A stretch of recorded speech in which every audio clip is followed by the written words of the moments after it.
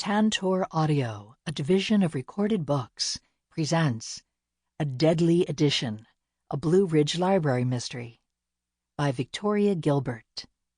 Narrated by Coleen Marlo. Chapter 1. Sometimes chocolate is the only thing standing between me and murder. I popped another delicious truffle into my mouth and peered out the half-closed door. From the intermittent bustle in the kitchen and the sound of music wafting throughout the house, I could tell the party Kendrick had thrown to celebrate my upcoming marriage to Richard Muir was still in full swing.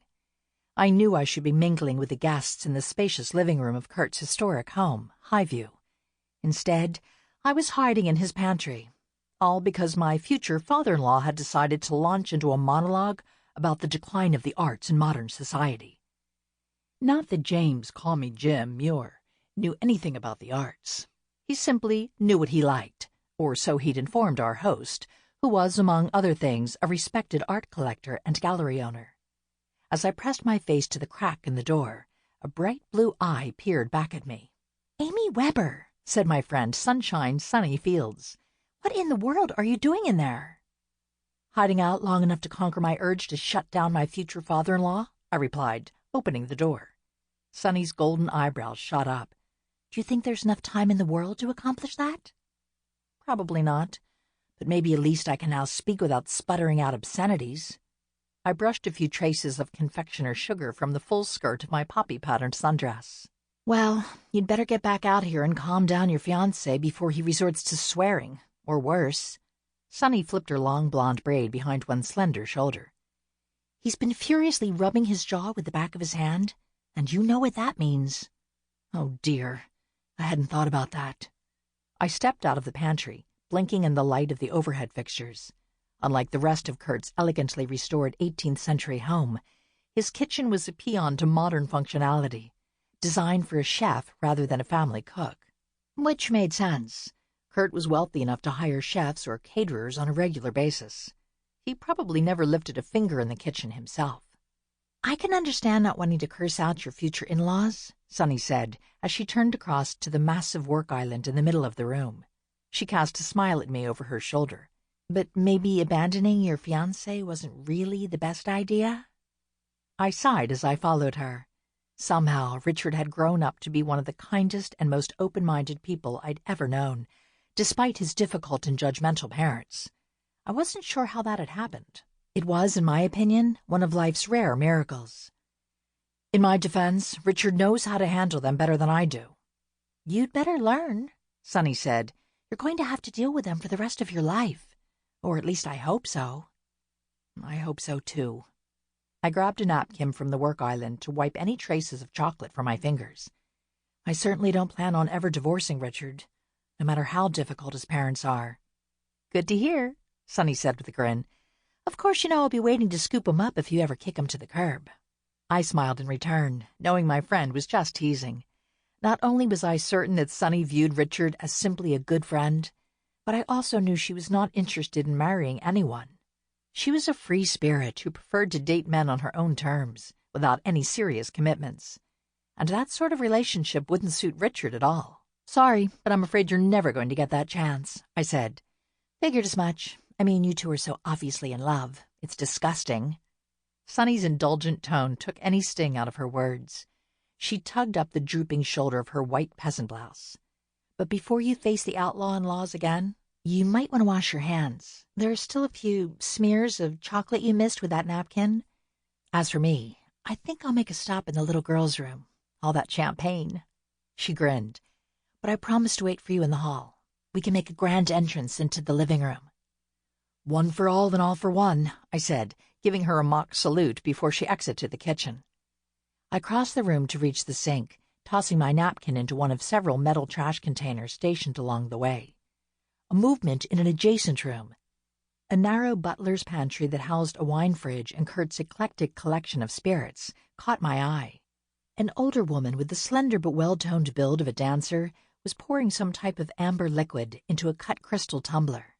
She turned at the sound of my approach and set the bottle down with so much force I was afraid it might crack. "Oh, hello, Amy," said Adele Tourneau, Richard's coach from his early days in the dance world. Although in her 70s, she was always stylish. Today she wore a short-sleeved eggplant purple dress that featured tiny fabric-covered buttons running from its high neckline all the way across one shoulder.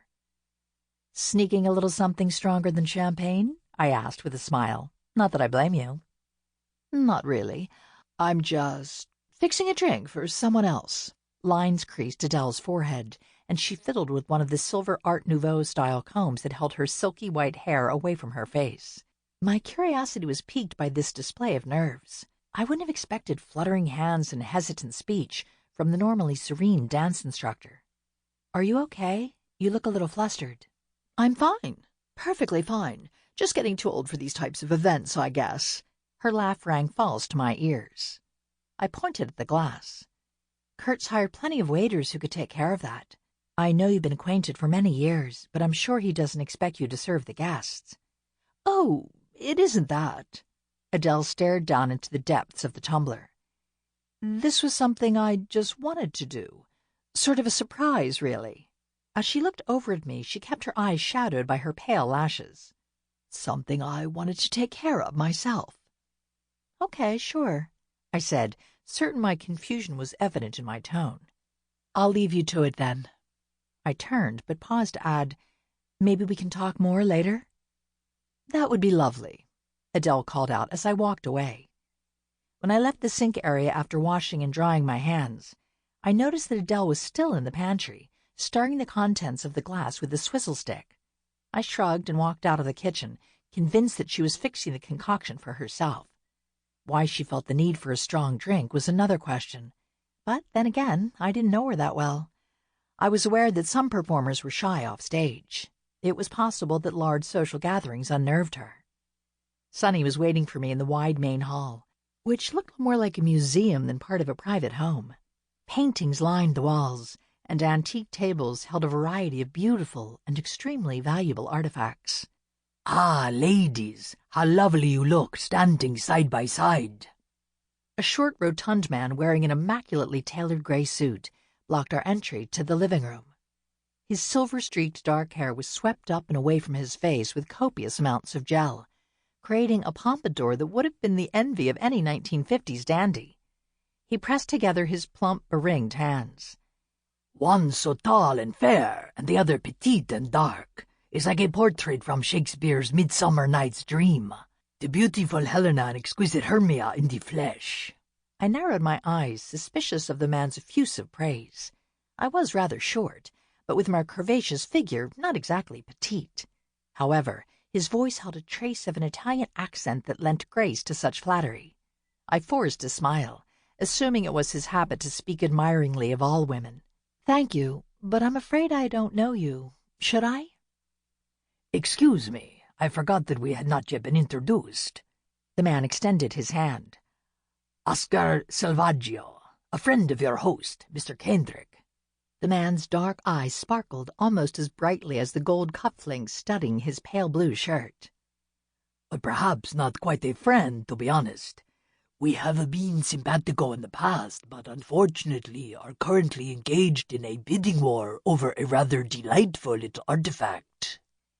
"You're an art dealer as well?"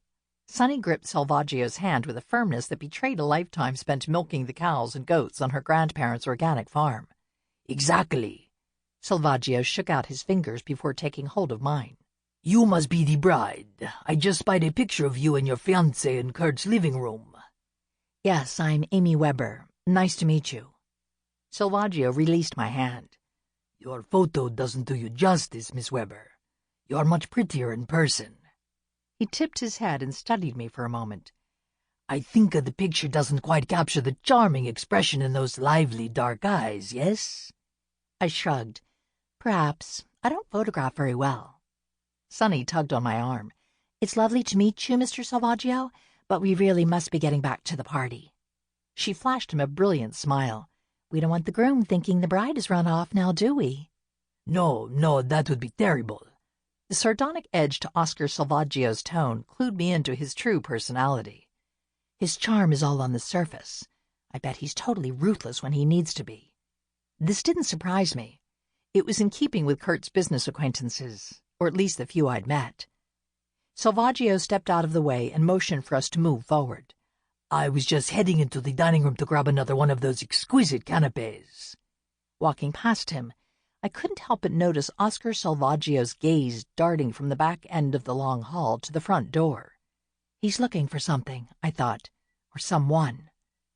As Sonny and I stepped into Kurt's spacious living room, I once again noticed how it resembled a gallery rather than a room in a typical home.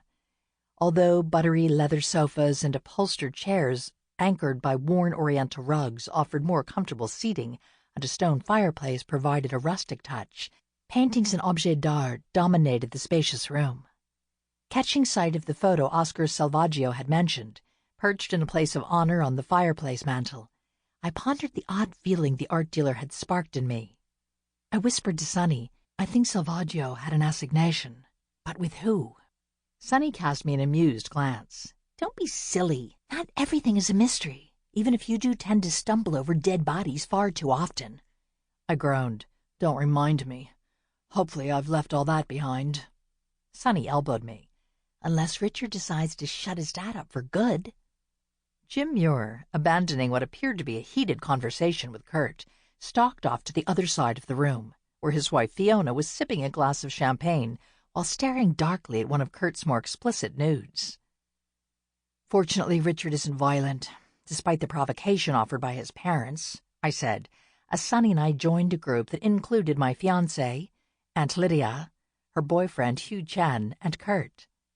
Where did you run off to? My aunt, the picture of elegance in a lilac dress tailored to hug her slender figure, nudged my sandal-clad foot with one of her beige pumps. Just had to get some air, I said. It wasn't a good excuse, but it would have to do. Richard wrapped his arm around my shoulders and drew me close to his side. The air in here wasn't quite fresh enough? As he gazed down at me, his dark lashes, far thicker than any man deserved, fluttered over his gray eyes in mock dismay. I wrinkled my nose at him. To be perfectly honest, I was afraid I might turn it blue. You shouldn't have worried. I've dealt with much more difficult people than Richard's father. One must simply smile and nod and not actually listen to anything they say. Kurt Kendrick, who at 73 looked every bit as fit as men half his age, offered me a smile as he swept his hand through his mane of white hair. In his youth, Kurt had been called the Viking. It was still a fitting nickname for the tall, broad-shouldered man who'd made a fortune by mysterious and undoubtedly dubious means and now owned a few prestigious art galleries along with this gorgeous home and a townhouse in Georgetown. I wish I could learn to do that, Richard said.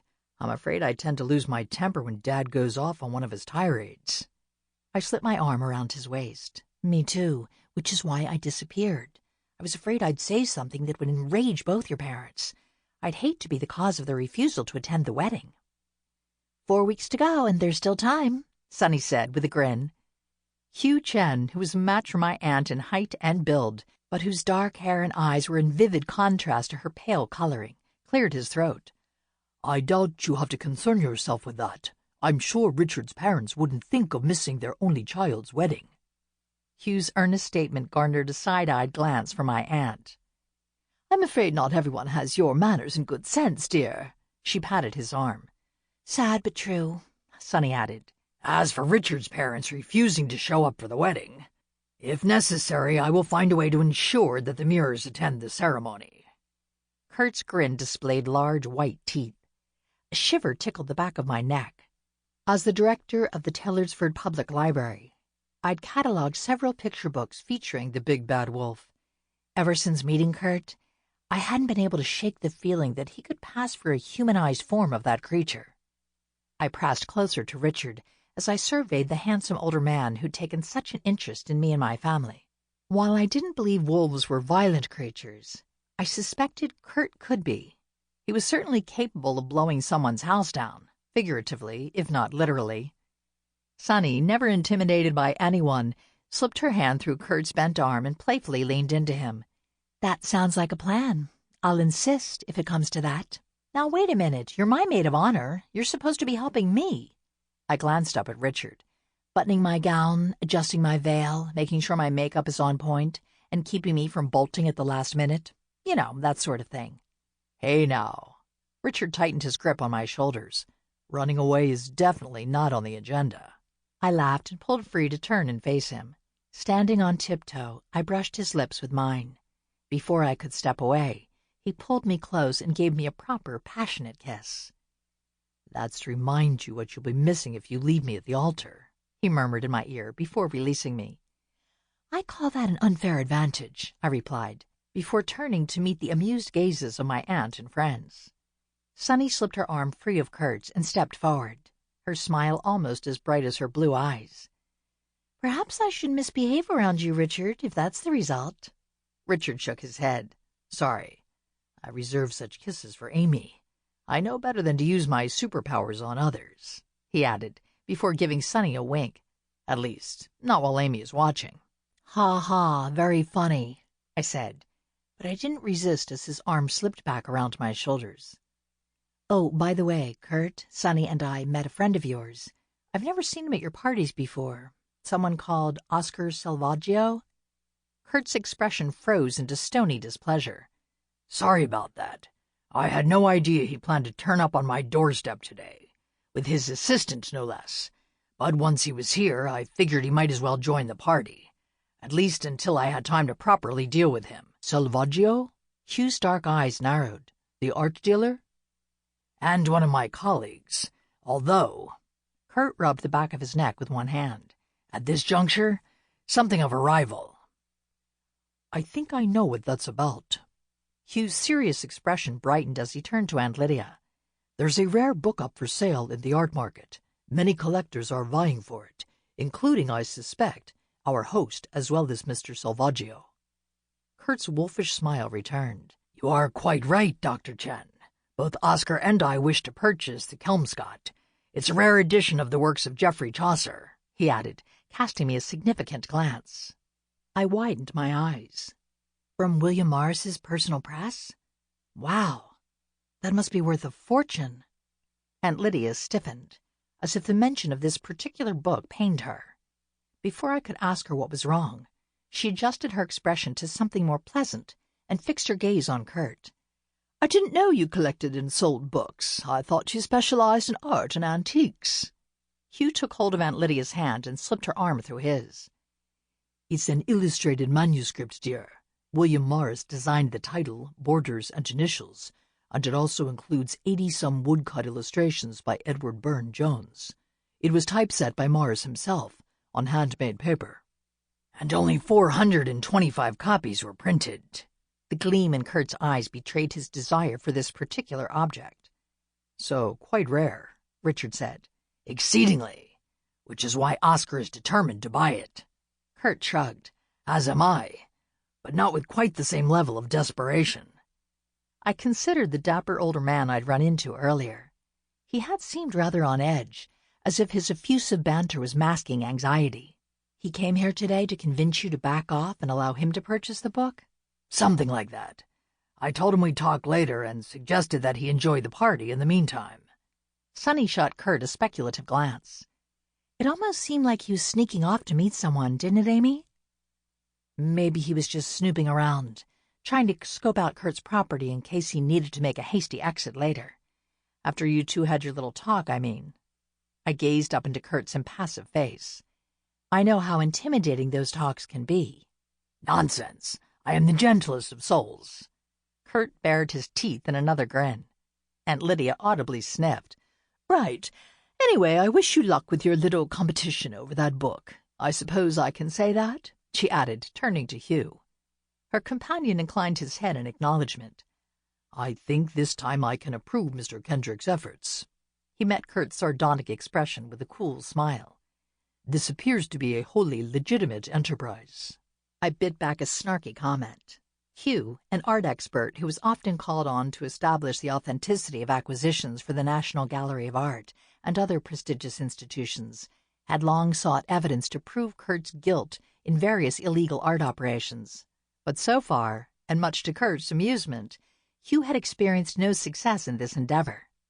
"I'm sure that disappoints you," Kurt said, before his gaze swung up and over Hugh's head. "There's Oscar and his assistant now, making a beeline for us. No doubt to bend your ear about some piece of art he'd like you to authenticate, Dr. Chen. Be forewarned. As Selvaggio joined our group, I noticed that his breath was labored, as if he'd just run in from somewhere, or away from someone, I thought, as he clasped his hands in front of his chest. The young woman trailing him was dressed in a simple gray dress that hung loosely on her slight frame. She kept her head down and her gaze focused on her plain black loafers. But here's the happy couple, together at last. Congratulations upon your upcoming nuptials, Selvaggio said. Richard shook the hand Selvaggio had thrust out like a rapier. Thank you, Mr. Selvaggio, Oscar Selvaggio, the man replied with a quick glance at Kurt. But surely Mr. Kendrick has told you all about me. Not so much, Aunt Lydia said. Only that you also deal in art and antiques, and that you are both vying to buy some rare book. Not just any book, a Kelmscott Chaucer. Selvaggio met Hugh's speculative gaze. Dr. Chen, how delightful to see you again. We met at the opening of that Picasso exhibit in Madrid, if I recall correctly. But his eyes glittered like chips of onyx. On that occasion you did not have this lovely lady on your arm. I would certainly have remembered her. We hadn't yet met at that time, Hugh said, pulling Aunt Lydia a little closer. May I introduce Lydia Talbot? She lives in Taylorsford in a beautiful Queen Anne revival home that her family built around 1900.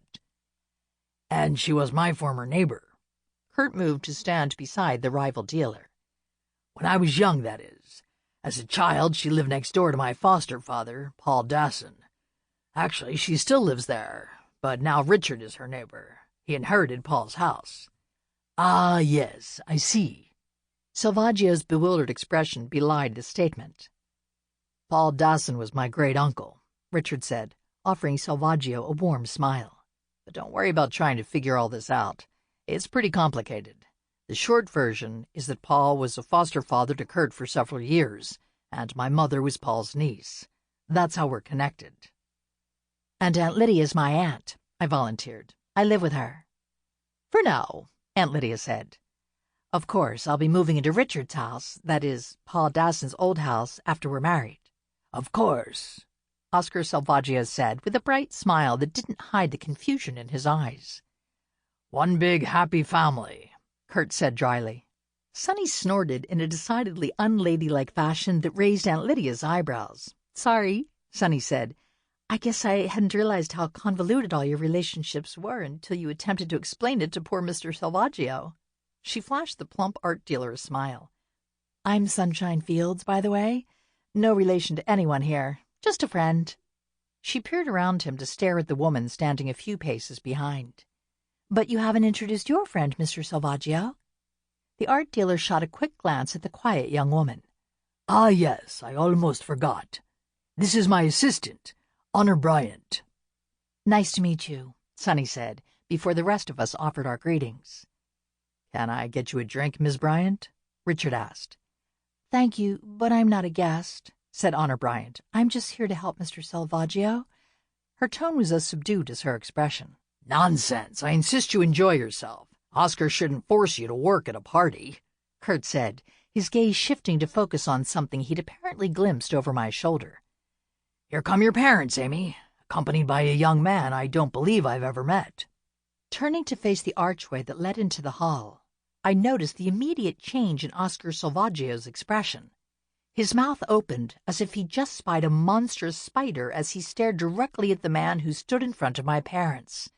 A young man with dark hair and deep brown eyes, wearing khaki slacks, an ivory cotton sweater, and heavy tortoiseshell glasses. My younger brother, Scott Weber. Chapter 2. I quickly crossed to the archway, Richard following right behind me. This is a surprise, I said to Scott, while Richard greeted my parents. I gave my brother a hug before stepping back to look him over. It had been a while since we'd seen each other. With Scott's erratic schedule, frequent work-related trips, and almost pathological aversion to chatting by cell phone or text, we weren't in contact much. But he hadn't changed. He still presented the image of a stereotypical computer nerd, downplaying his good looks. I'd always suspected that his understated appearance was calculated. He claimed to be a cyber security expert, But my parents and I had long suspected that his silence about what he really did on the job, his frequent mysterious trips, and his high level of government clearance meant he was actually working for one of the U.S. intelligence agencies, perhaps not just behind a desk. "I knew Mom and Dad were coming, but didn't realize you could make it," I said. Scott shrugged. "I was visiting. When they told me about the party, I thought, why not? I did follow them out here in my own car, though, so don't be surprised if I leave a little early." He turned to shake hands with Richard, whom he'd met a few times and seemed to like. Although with Scott, it was hard to tell. He was the type of person who kept his opinions to himself. "You look happy," my mom said approvingly before giving me a quick hug. My brother and I had both taken after our mother, whose short, compact build and cap of silver-winged brown hair was a vivid contrast to our dad's tall, gangly figure and shoulder-length dark locks, which he kept pulled into a tidy ponytail. After Mom stepped back, Dad swooped in to give me another, more exuberant hug. "I hope she's happy, or else I'm doing something wrong," Richard said. "Your parents are here?" Mom asked, her tone as light as meringue. Richard shot her a conspiratorial look. "They're around somewhere. Nursing grudges." He grinned. "I mean, glasses of champagne." Dad guffawed as Scott's eyebrows rose above the frames of his glasses. "Sounds like an interesting party," my brother said. "Always is when the parental units are involved," Richard replied. "But let's not talk about that. You should check out the spread Kurt's provided. It's quite impressive." "I wouldn't expect anything less," Mom said. "I still remember that dinner we had here. The meal was just superb." "Hard to forget that dinner," my dad said with a chuckle. Richard's grin broadened, and not just because of the food. Welcome, Debbie and Nick. So glad you could make it. Kurt circled around Richard and me to shake hands with Dad and kiss my mom on the cheek. "And this must be the elusive Scott." As my brother shook Kurt's hand, he gazed up into the older man's face. Although Kurt towered over him, Scott's expression betrayed no trace of intimidation. "Nice to meet you, Mr. Kendrick. I've heard a great deal about you, too." "Have you now?" Kurt's fingers tightened as he studied my brother. "Well, don't believe everything you hear. My reputation includes some rather egregious exaggerations." "I know how to shift fact from fiction," Scott said, pulling his hand free of Kurt's tight grip. "I'm not sure if anyone's told you, Kurt, but Scott works in computers like his dad," Mom said, "but he specializes in cybersecurity rather than programming." "How interesting," Kurt said, in a tone that told me he already knew this and that he, like me, might suspect Scott of being involved in activities that went beyond a computer screen. I frowned as I stared at the art dealer, wondering just how much he knew about all of us. I was aware that he ran a network of unofficial spies who kept him informed on matters related to his businesses. Not all of which might be entirely legal, I thought, as my gaze slid from Kurt's rugged face to Scott's disinterested smile. I'd seen that look before. It usually meant my brother was processing vital information. I pondered this as Kurt welcomed Aunt Lydia and Hugh into our little group. Glancing around the room, I realized Sonny had wandered over to the room's large front windows to talk with some of our other friends, including Walt Adams and Zelda Shoemaker. It's obvious Kurt has done a little digging into Scott's background. What isn't clear is exactly how much Scott knows about Kurt. I side-eyed my brother as he shook hands with Hugh before hugging our aunt. But he knows something. I also noticed that Oscar Selvaggio and his assistant hadn't followed the others. In fact, Honor Bryant had disappeared, while Selvaggio was loitering by a door at the back of the room that led into the hall. I moved closer to Scott and tapped his arm. "Have you ever met that man before?" I asked, surreptitiously pointing toward Selvaggio. "He seemed shocked to see you here." Scott shrugged. "People always think they've met me before, even when they're complete strangers. I just have one of those faces, I guess." Which wasn't really an answer. I considered saying more, but decided to drop my inquiry when I heard Aunt Lydia say something about Scott staying with her for a few weeks. "Until the wedding, actually," she said, when Kurt murmured something about that being a pleasant surprise. "I've neglected her for far too long, to be honest." Scott cast a bright smile at Aunt Lydia. "And since I had a little time off, I figured it would be nice to hang out in Taylorsford, especially with the wedding coming up. Sample complete. Ready to continue?